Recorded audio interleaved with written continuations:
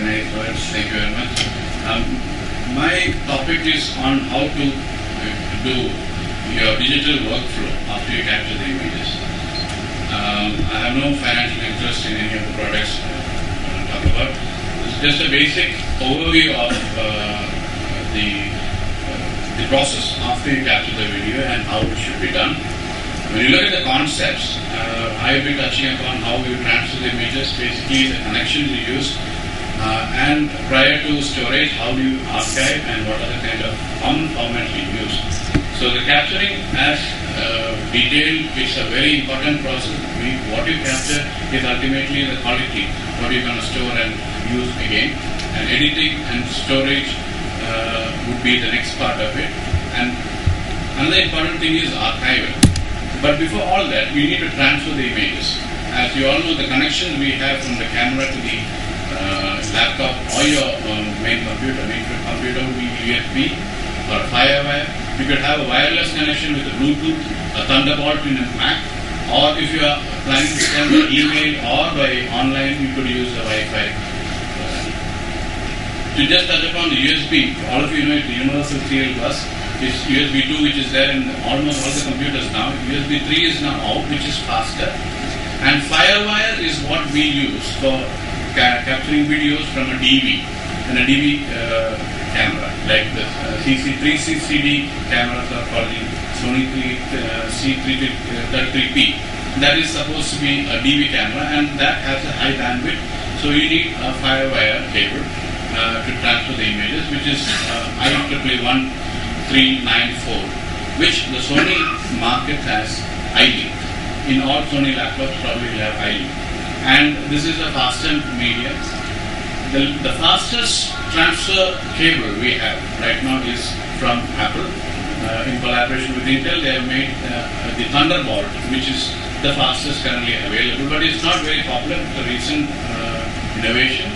Many manufacturers are making their products compatible with Thunderbolt, but it will take some time to become popular. All these things are for transferring images to your computer. Now, once you do it, what about the storage? Do you need anything else? Now we have hard drives called eSATA, which are external hard drives, which have a faster conversion, faster transfer rate, and maybe more faster than the Firewire. So your transfer rates are fast, you're saving the files from your computer to the external hard drive, because very easy. The recent ones are powered, so it's called the eSATA P. So your external hard disk also works almost as fast or maybe more faster than your internal drive. To summarize the different connections we have right now, you can see at the lower end of the spectrum is the USB, and then Firewire, eSATA, USB 3, and Thunderbolt. The next step, which is rumored, is called the Falcon Bridge, again from Apple, which is supposed to be twice as fast as the Thunderbolt. I read in a magazine that digital photographers broadly fall into two categories. One group who has lost everything, other group who will lose everything sometime. So that means your storage is of critical importance, because data loss is something we can't ever put up with. As we said, it might be probably once in a lifetime case. If that is gone, you can't. How much of money you spend in one day? So archiving is better for recalling these images. So I'll spend a little time on archiving. So if you have a hierarchical pattern, you have a main folder where you have images, maybe put a subfolder in it for photos and videos, then a subfolder inside that as patient information, and then put the file in the patient info with the file name clearly marked. It helps archiving it initially itself, because later on when your database becomes big, it should be searchable. Images you want should come to you very fast rather than searching the whole hard disk storage. The storage media, I told you about the hard disk. Then there is an external hard disk. You can have, if you have multiple computers, you can have mainframe storage called network attached storage, which works on a technology called RAID. There's a new user-friendly RAID similar technology called Robo, and you always have online storage systems like Flickr and Shutterfly.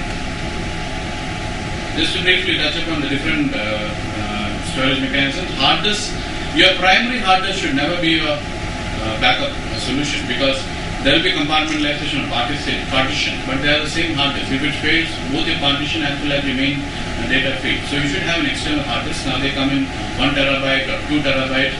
The large quantities of photographs to be stored, and that becomes a very practical option. But they are moving parts. Hard disk is a platter which moves, and there is a magnetic head which reads. So now we are looking at solid state drives which are flash based and fast, which are more reliable because they are not moving part, and they are fast because they don't have to seek the data. Their data is always stored at one clump rather than spread all over the place.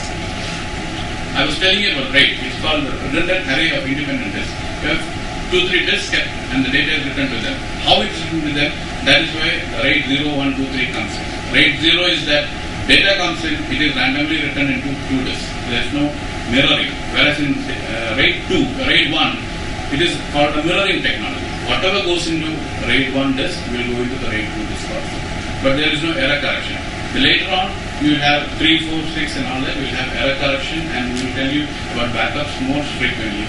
But this is a technology dependent and intensive task where you need a network administrator.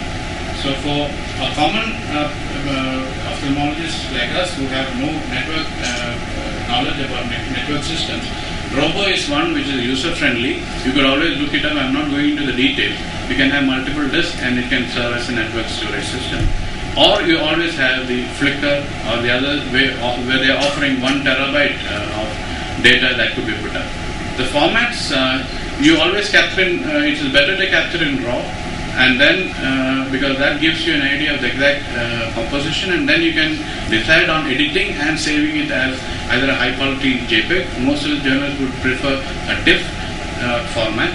And the video formats, MPEG-2, AVI, they're all huge files. QuickTime MOV files are for Apple. It can run on your Windows if you have a QuickTime player.